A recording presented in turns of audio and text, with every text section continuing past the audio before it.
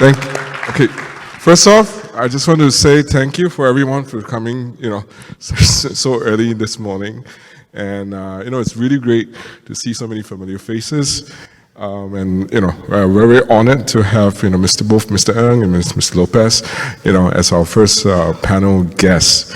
So just to kick off, I know Mr. Ng, you're from Singtel, you have a lot of subscribers.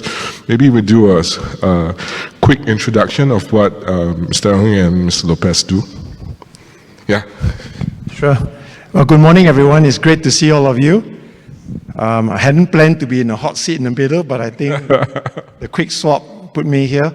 But it's great to see all of you. I'm Tian Chong. I head up Singtel here in Singapore. My background is I have more than 3 decades of experience in the tech world. I was a long time with Hewlett-Packard. Global jobs, region jobs, across many different roles. And before I left HP, about 3 years ago, I was heading up Asia Pacific for HP Inc., the PC and printing part, although I've been involved in the enterprise part over my career there. I've also, in the AI topic, been involved with early startups, as well as I'm a board member at Dyson. Been involved with James and the Dyson family for over 5 years now, and we're also working on a lot of AI topics there. And of course, I'm really happy to share Singtel's journey to become an AI-first telco of the future today. Great. Mr. Lopez? Hi, everybody. It's great to be here. I think when Mr. Liu asked me to join the session, I think it was quite interesting to find out more what NEX Asia does. And myself, I run STT GDC. We started this business, I'm a Singaporean born and bred, and we started this business 11 years ago with no data centers, no megawatts, nothing. Today we speak to more than 100 data centers across 12 countries and more than 2 gigawatts of IT load capacity across these footprints, and very strong dominant positions in 3 big geographies, Singapore, India, as well as UK. And then probably from a breadth perspective, the largest footprint in Asia. And it's a Singapore-owned company, driven and born, bred Singaporean, nurtured by Temasek and STT all these years. And very excited that we are in the tip of the iceberg that is really the revolution that's coming ahead with digital infrastructure. And I think we cannot imagine what next 5 years will be like, much less 3, much less 10. So very exciting times for all of us. I'll stop there, please. So thank you for the very detailed introductions. So Mr. Ng, you said that you wanted Singtel to become AI first and AI ready. So what do you mean by, because there's a lot of people throw AI this, AI that, right? So what do you mean by making Singtel AI first? So I'll be happy to share our view on it. I think, firstly, Singtel, like most of you in the room here and most big companies, we have to embrace AI because it's not an option now, right? In order to stay competitive and to be able to remain as a leader in the market. But maybe the way I'll answer it is, Singtel has always been across AI.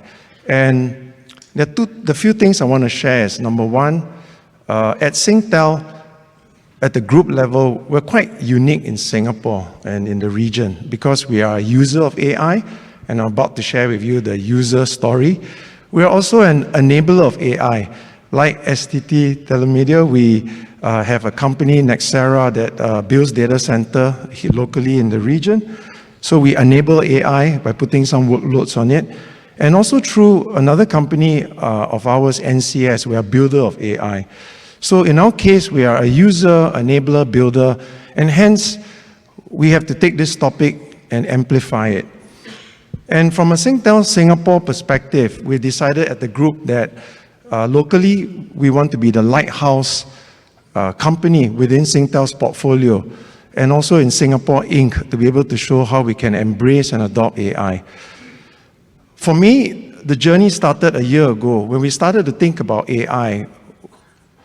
Long story short, it was like we had let 1,000 flowers bloom in the company.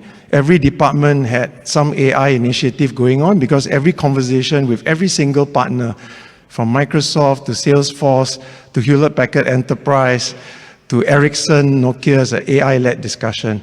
And we knew that it was good, but we couldn't scale. So what I did was several things. One, there was a reorganization of the org structure. We decided to move away from a decentralized to a centralized but federated approach. I also knew that with the AI transformation, it will affect all the employees in some way, the workflows. So we took the responsibility from underneath my CIO. I appointed a head of AI and data analytics. In fact, his name is Kevin. I believe he's in the audience. And he reports to me. And I have basically now doing it directly myself along with the AI.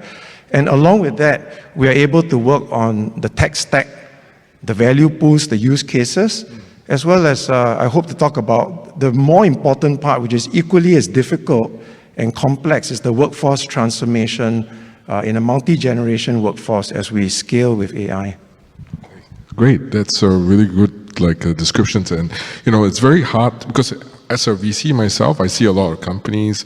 We try to do a lot of digital transformation, but we do see there are not that many progressive companies in Southeast Asia, and it's great to know that Singtel is so progressive in that sense. So to Mr. Lopez, I'm sure for all the laymen here, building GPU data centers is a really big challenge because you have power, right, requirements.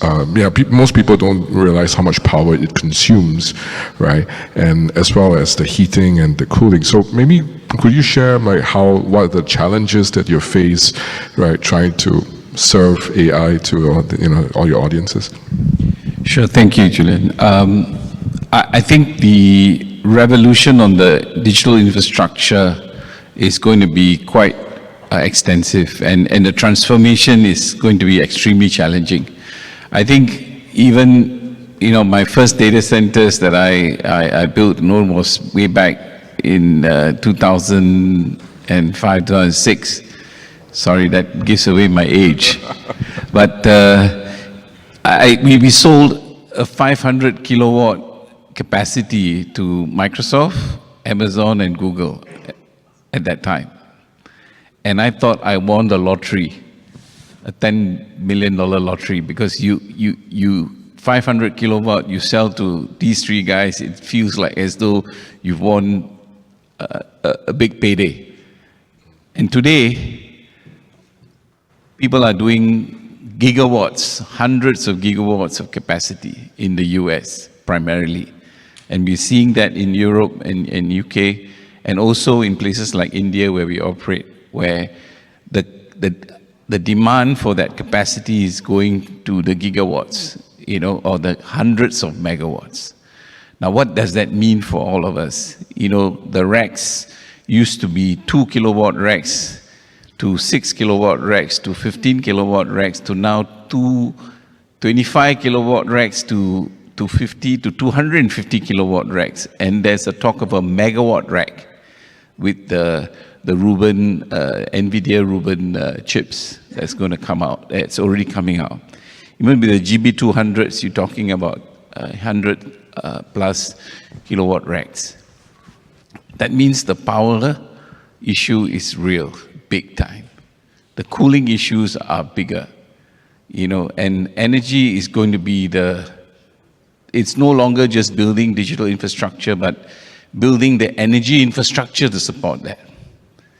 And you see, and you've read probably a lot of news about the US suddenly in this year, since the Trump presidency, an unlocking of the gridlocks in the power grids in a lot of parts of the US, because suddenly people are signing hundreds of megawatts of capacity and some even gigawatts.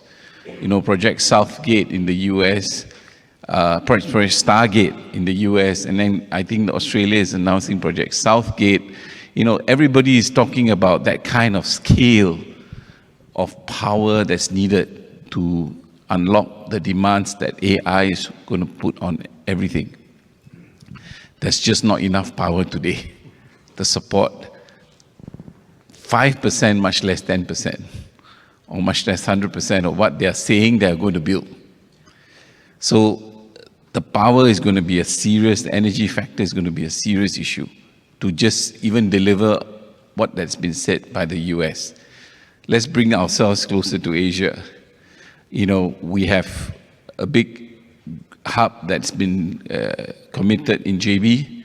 There's another hub that's building out in Thailand. And all these are going to strangle the power grids in these countries, in these regions. And there's, again, just not enough power to support what people are saying that they are building in these regions. So what needs to happen is that while there's a necessity for regulation and public-private partnerships to enhance the grid, but there needs to be discipline in how you build this infrastructure. There needs to be innovation. How are we going to build to meet this AI challenge? Innovation comes, and some of this innovation is happening even now, even in the States where supposedly the forerunner of all of these things. I've been to enough meetings with my customers, the hyperscalers, where they are still figuring out how to deliver an AI-ready data center, even 18 months ago. And this is evolving. The innovation is coming. It is happening. We've seen, for example, move towards liquid cooling in a big way, direct to chip. We've also seen immersion, liquid immersion. And in a business that we supported and invested here in Singapore, in our data centers, we have liquid immersion data centers deployed here in our data centers with a company called Firmus. And that company today can deliver less than 1.1 PUE and is deployed customers fully into their facilities already in scale. So this is happening, but it's not happening at full scale. It's growing, and that's coming.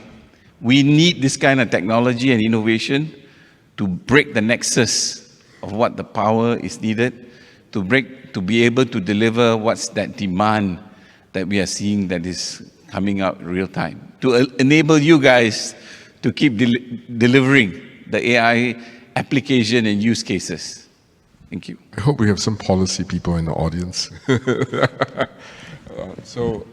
Okay, so, there's a lot of anxiety, right, with regards to workers, when, they view AI, and especially, like we want to do an AI-first company, and, so how has, I would say, Singtel done, like, basically reform its workforce and reform its organizational to actually meet all these AI challenges, if I may ask? Yes, Julian, that's a really good question. I mean, we don't want to only talk about the tech stack, cloud compute to support it, all of that. Those are really important topics. And in fact, we have partners in the room here that we work with to enable that. The workforce transformation topic is indeed very challenging. In Singapore, we have a unique situation where first, for telco especially, we have 4 generations at the minimum of workforce. We have people in the company that have worked there for 50 years, 40 years, 30 years, because of the legacy technology we have in fiber, especially, and in the mobile space, the younger generation. But then when we talk about the AI topic, several things. One, we are definitely now having the conversation to educate everybody around AI, fluency, knowledge of AI, and the discussion is about how you should be worried about being replaced by someone who's trained on AI tools or familiar with AI tools rather than AI itself. So yes, like most companies, we're doing our rounds, we're doing training AI for everyone, and also having the more specialized courses for practitioners and specialists, but the whole population is touched. But more importantly now, I would like to share another topic I'm actually working on, now that I'm heading up the AI effort and working on the transformation. In fact, this morning I was with some industry colleagues talking at the coffee break, and I see Nick there, we were talking about it too. The fact of the matter is I'm working with my HR team to think about how several topics. One, in the next 5 years, the HR manager and the HR team has got to be the architect of the workforce and basically design a workforce with AI workflows in it. Secondly, we've got to cater for a hybrid workforce of AI and humans. And so that begs the question, how do we do job leveling in the future when you have more AI? In the old days, jobs are leveled in a big company based on size, complexity, number of people reporting to you. But when you have an org chart with AI agents and humans, how do you level a job? That's one topic, right? And we have to think about it. Secondly, also, the organization will be flatter, right? When you have more AI working. So the shape of organization, don't have the answer now, by the way, are things that we're thinking about, right? As we embrace it, and then what happens and how do we fit as we retrain people into the new structure. Well, the other one is how we are going to shift our hiring away from heavily experience-based to skills-based. Because when in a world where we are employing more AI models, you really want to have workers who are skilled-based for certain tasks and all, and not necessarily only on experience-based. So therefore, you're hiring different age groups because they're good at doing different things. Now, how do you then shift the culture and have that? So we're bringing the awareness into the mix now. And then there's another topic where we are now starting to think about how do we train our leaders to shift the mindset and the culture from being risk-averse to more embracing of it. Because as you have AI, you need to innovate. And you cannot be afraid of making a mistake and get blamed for it. Because otherwise, it's like you can't move forward confidently. So how to shift the mindset of risk-averse. But more importantly, for managers, right, and leaders now, to have the ability and the skill sets to have people collaborate and come out of the silos, right? It's easier said than done. I think a lot of org structures today and KPIs, people are optimizing it because they're managing a scorecard. But in the future with AI, Julian, right, and the workforce transformation, it's about getting AI to work across the company. So again, I'm just pointing out trends that are happening in the background. And other than getting people ready for AI, don't fear losing a job, and doing the transformation and shifting, there are actually other bigger topics now to prepare for, which is the org structure, the role of HR, as well as roles around how do you level a job and how do you break out the silos and have collaboration skills in leaders. Okay, that's a really, really insightful answer. Mr. Lopez, so how would you, this is two questions. I go ask Mr. Lopez as well, Mr. Ng. Because, there's a lot of matrix that people throw around on how do you do AI transformation. So even for your, because you're a data center, you need manpower, actual manpower to actually do the racks and stuff. So how would you say that it would be a good matrix, for data transformation within, for STT itself? Or how do you see, a successful matrix for AI transformation? I think, firstly, the relevance of that question in the context of what we do is important to appreciate that we don't hire a lot of people to deliver and operate our data centers, right? Today we have we operate, like I said, 100 plus data centers, but we have only about 1,600 people across the group in 12 countries. Of course, we hire a lot of people down the line to help build this infrastructure. But we've been leveraging AI in the way that we operate our data centers going forward, as well as currently. A lot of technology tools that we use, even in the way where we design the data center and actually leveraged the best cooling optimization to make sure we are not using more energy than we need to in every one of our facilities. So like the example I gave where we have this liquid immersion, you actually use less power and very little people to drive this. So it means that you can do that. So the AI transformation is really in the way that we deploy our technology and deliver these data centers in a way that basically is very important. It must meet a few focus: energy efficiency, but also something that we have signed ourselves to is the whole sustainable story. Everything we build must continue to meet our objective to be net zero by 2030. Today, already, as of 2025, our 2024's results, that we fully audit our entire infrastructure and everything we do, 78% of everything we operate and build today is already carbon neutral across the group. So we leverage all sorts of things in what we do and operate and build, but our commitment is to be 100% by 2030, to be net zero. There's something we set up as one of the first data center companies in this part of the world to set that target. A lot to do with our heritage and where we are from, Singapore. We believe that we are a small country. We need to make sure we set the example of how we use power efficiently and sustainably. So things like that, we're leveraging AI to help us do that. And that's so you are using a lot of energy, but you're going to use it much better than anybody has done before. Making sure that every kilowatt of energy we are using is used to deliver the maximum productivity optimized for the solution that everyone needs. Mr. Ng, the last one, because I think because of time, maybe what kind of matrix do you think would Singtel be adopting to see how well AI is adopted in its organization, if you might share? Sure. I think, first of all, as we adopt AI, right now we have use cases. In fact, we are working on 8 value pools with multiple use cases, across the company, from consumer-facing, enterprise-facing, network. We're working on topics of autonomous network to IT and enterprise-wide. We have the traditional measures right now where we want to measure ability to revenue uplift and get more productive. We have a lot of traditional measures.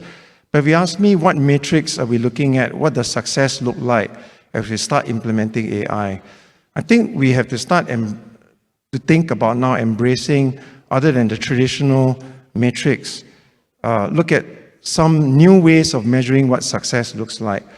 So for example, in autonomous network, we're working on ability to have self-configuration, self-healing, self-optimization in the network, in the what we call the RAN, the radio antenna network. So I guess, and also more sustainable. So the new matrix will be looking at percentage of self-healing, self-optimization that we're able to achieve. We'll be looking at things like sustainability as we start implementing this, the various sustainability measures, how successful we are. And also, I think over time, there's also about the AI governance topic, because I know we're running out of time. We also probably want to look at the metrics around, the AI governance, and, we're working on the AI Verify framework where we look at 11 criteria. How well do we score against that over time? So I think there are these so-called non-traditional metrics that help us measure the ability to innovate faster, the ability to time to market faster, as well as metrics around the automation part that my team and I are looking at, other than the traditional business type metrics that we already have. But we need to now start thinking of that as we start ramping with AI. Sure. I think we're running out of time, right? Okay, so thank you so much for Mr. Lopez and Mr. Ernst for your insightful, conversations that we have today. I just want to point out we have both AI Nova and Singtel booths outside, so do go check it out. There's a lot of really innovative stuff. It kind of blew my mind as well when I was going through the booths. So do check it out. And thank you so much. Thank you very much. Thank you, everybody.